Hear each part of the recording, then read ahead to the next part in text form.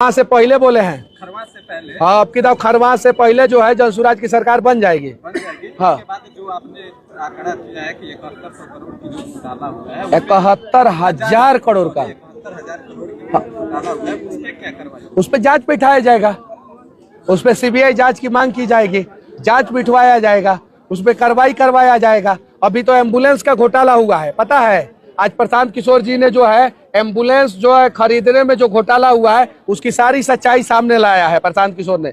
और कैसे दिलीप जायसवाल का पैसा जो है मंगल पांडे के पापा जी के अकाउंट में, मंगल पांडे जी के पापा जी के अकाउंट से जो है पैसा जो है मंगल पांडे के बीबी के अकाउंट में, और फिर वो पैसा जो है दिल्ली में जो है फ्लैट खरीदने में यूज हुआ है, वो सारी चीजें जो है सामने लाया है प्रशांत किशोर जी ने। तो उन्होंने साफ साफ बता दिया है कि यहाँ पे जो है एम्बुलेंस खरीदने में भी घोटाला हुआ है। अब जरा सच बताइए, जिस राज्य में एम्बुलेंस खरीदने में घोटाला हो जाए उस राज्य का स्वास्थ्य व्यवस्था सही हो सकता है क्या? कभी नहीं। तो उसके लिए लोगों ने कमर कस लिया है कि इस बार जो है बिहार का और बिहार के लोगों का दोनों का स्वास्थ्य व्यवस्था जनसुराज ठीक करेगी, इसीलिए लोग जो है जनसुराज को वोट देंगे। लगातार नीतीश कुमार चुनावी साल है इसका, लगातार छक्का पे छक्का मार रहे हैं। 125 यूनिट बिजली, उसके बाद 400 से 1100, फिर से रसोईया हो या तमाम जो है उसको लगातार बढ़ोतरी कर रहे हैं। इसको कैसे देखें? किसके वजह से बढ़ा रहे हैं नीतीश कुमार? तेजस्वी जी के डर से? तेजस्वी जी के साथ थे तो काहे नहीं बढ़ा दिए? या बीजेपी के डर से? तो 3 साल 4 साल पहले बढ़ा देना चाहिए, बढ़ा देना चाहिए ना। तेजस्वी जी के डर से अगर बढ़ा रहे तो 2016 में बढ़ा देना चाहिए था, 17 में बढ़ा देना चाहिए था, 22 में बढ़ा देना चाहिए था, 23 में बढ़ा देना चाहिए था। ये खौफ है प्रशांत किशोर का, ये जनाधार इन लोगों का सरक रहा है, बीजेपी वाले लोगों का जनाधार सरक रहा है, आरजेडी वाले लोगों का जनाधार सरक रहा है, और इसलिए सारी चीजें हो रही है। अब देखिए कौन किसका बी टीम है, मैं बता दे रहा हूं। आरजेडी वाले बीजेपी का बी टीम है और बीजेपी वाले आरजेडी वाले का बी टीम है। ए टीम तो ये लोग हैं ही नहीं। बिहार का ए टीम प्रशांत किशोर है और जनसुराज है। अब क्यों बोल रहा हूं? आरजेडी वाले बोल रहे हैं कि हमने जो बोला वो नीतीश ने किया, यानी आरजेडी के टीम में नीतीश कुमार खेल रहे हैं, तेजस्वी जी बोल रहे हैं ना। और तेजस्वी जी के कहने पे अगर नीतीश जी बढ़ा दे रहे हैं तो नीतीश जी के बउआ हो गए तेजस्वी जी। सही है कि नहीं है? तो ये दोनों चाचा भतीजा जो है ना मिलकर जो है बिहार को लूटने का प्रबंध किया है सब। अब मोदी जी जो है ना मिलकर जो है 4 गो ट्रेन का तोहफा जो है हर बार देने का प्रयास किया है कि बिहार के लोग जो है नीतीश और तेजस्वी लूटेंगे, और बिहार के लोग जब लुटा जाएंगे तो गुजरात के फैक्ट्री में जाकर 10,000, 12,000, 15,000 में काम करेंगे। ये सच्चाई है, ये सच्चाई है। और इस सच्चाई को जितना जल्दी बिहार के लोग समझ जाए उतना जल्दी सही हो जाएगा। अंबानी के शादी में कौन गया था? आप? हम नहीं, लालू जी गए थे, मोदी जी गए थे। कौन गया था?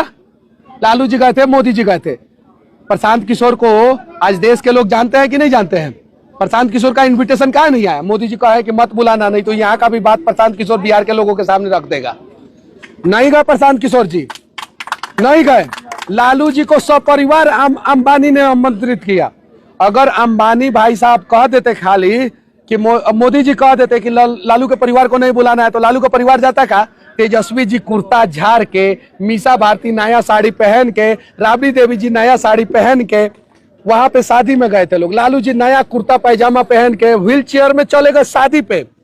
अब बिहार में एगो यादव भाई के घर पे जो है शादी में नहीं आते हैं, अब वहां पे व्हील चेयर में चलेगा अंबानी के शादी में।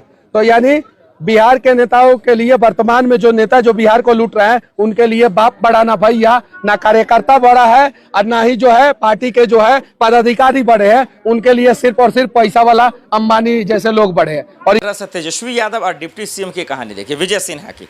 तेजस्वी यादव प्रेस कॉन्फ्रेंस करते हैं और बजट सोशल मीडिया पर ये वायरल होने लगता है कि बिहार के उप मुख्यमंत्री के पास भी 2 एपिक नंबर है, यानी 2 वोटर आईडी है, यानी वो भी फर्जीवाड़ा कर रहे हैं और वो भी गलत कर रहे हैं इलीगल तौर पर, यानी उनको भी इस्तीफा दे देना चाहिए और डिप्टी पद का कुर्सी छोड़ देना चाहिए।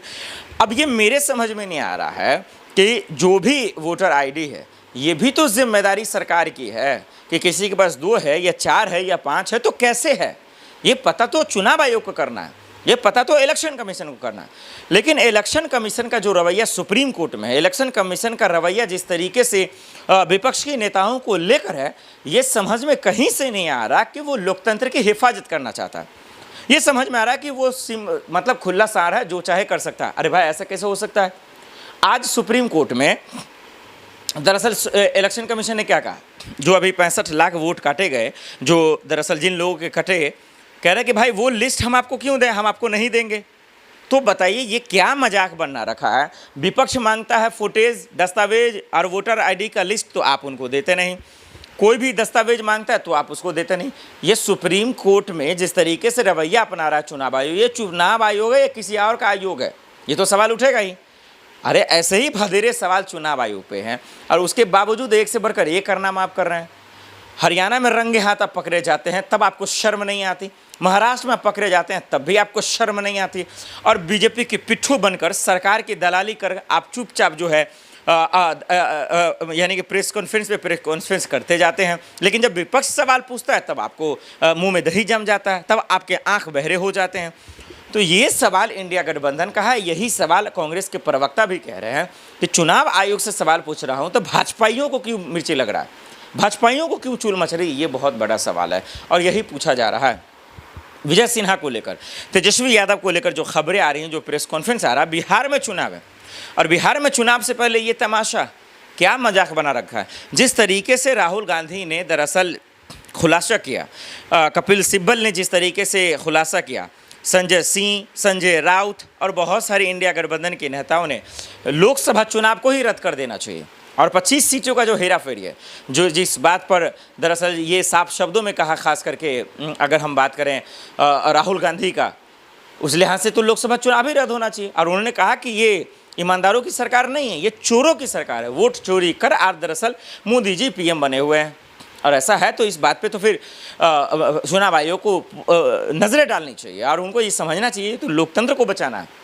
ये तो गलत हो रहा है, ये चीज़ें कहीं से भी जायज़ नहीं है। लेकिन हमारा आप देख रहे हैं, सवाल उठाइएगा तो गालियाँ दी जाएंगी, सवाल उठाइएगा तो किस तरीके से उनको मिर्ची लग जाता है, ये ठीक नहीं है।